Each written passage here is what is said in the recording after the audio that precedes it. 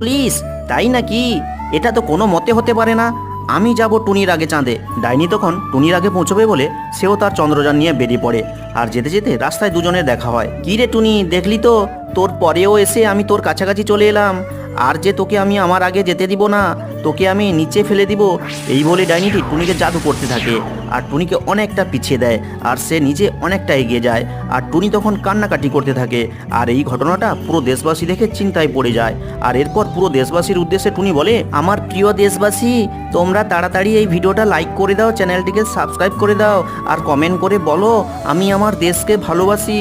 তাহলে আমার মধ্যে সুপার পাওয়ার তৈরি হবে, আর তখনই আমি ডাইনির আগে চাঁদে পৌঁছতে পারবো। এরপর সকলে লাইক কমেন্ট সাবস্ক্রাইব করে দেওয়ায় টুনি সুপার টুনিতে পরিণত হয়। আর সে ডাইনিকে হারিয়ে চন্দ্রপৃষ্ঠে প্রথম নেমে দেশের পতাকা উড়িয়ে দেয়। আর জাদু করে ডাইনিকে ও তার চন্দ্রযানকে ধ্বংস করে দেয়। আর পুরো দেশবাসী তখন আনন্দে নেচে ওঠে।